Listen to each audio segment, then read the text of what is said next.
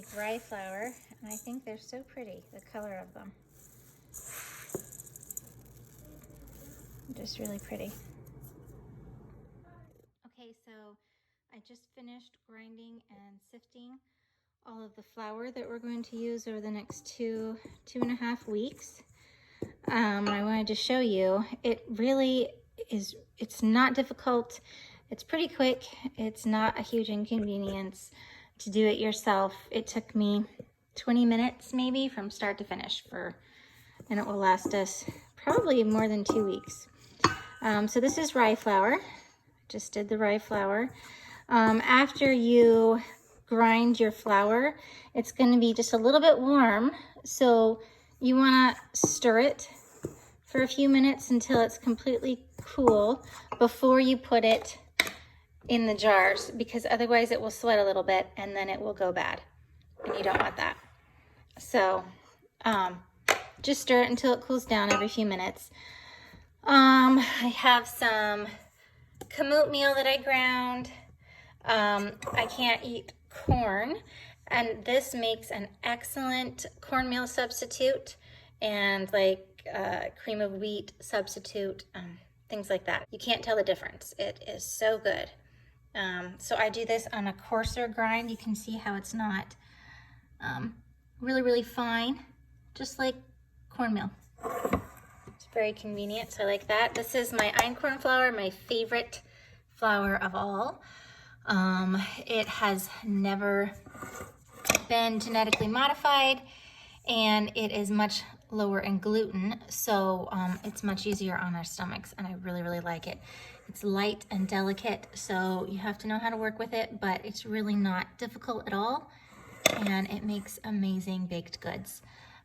So my favorite. And then rye. I love rye. This is the rye that I just finished grinding, and it's cooling down. It's almost done. I really like adding that to hearty brown breads. We love brown bread. And then I have white wheat that I have here. I don't use a ton of just plain white wheat, so I don't have a bunch. I actually mix it with red wheat, red hard wheat. I like the protein structure in red wheat for sourdough bread and rolls and pizza doughs, anything sourdough related. I really like the high protein of the hard red wheat. So I ground a bunch and I put it in here, and I'm still letting this cool down. I think it's done by now.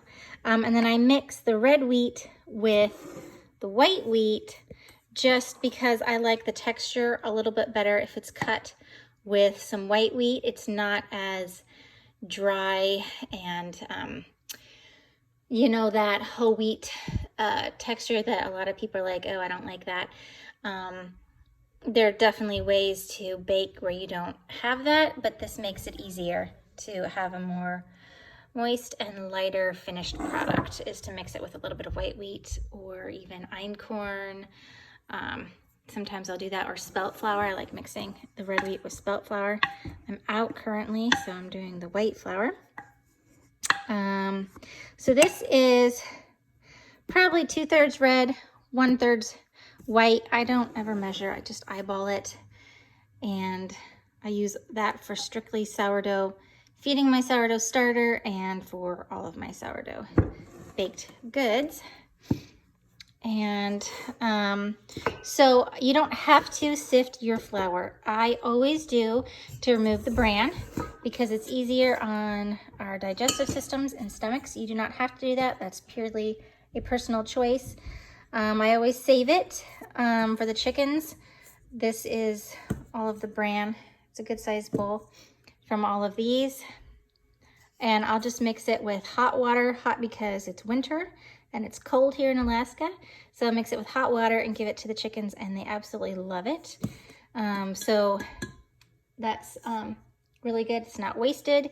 Sometimes I'll save some of the bran for like bran muffins and things like that, but most of the time the chickens are pretty happy with it. So yeah, it's really simple. It's really easy. I will link the grain mill that I have and love down below. It is a stone mill, and it's really nice. It's super easy to use. You can do anywhere from coarse ground to really nicely fine ground. I'll show you on the white wheat. Well, you might not be able to see it, but I'll try to show you. Can you see how fine that is? It's really fine. I love how finely ground that gets. It's like pastry flour. So I will link that down below if you're interested in looking at that. But there you have it. Our flour for the next couple weeks. Oh no, the rye flour isn't all gonna fit in my jar. I guess I'm just gonna have to make rye flour gingerbread cookies. What a shame.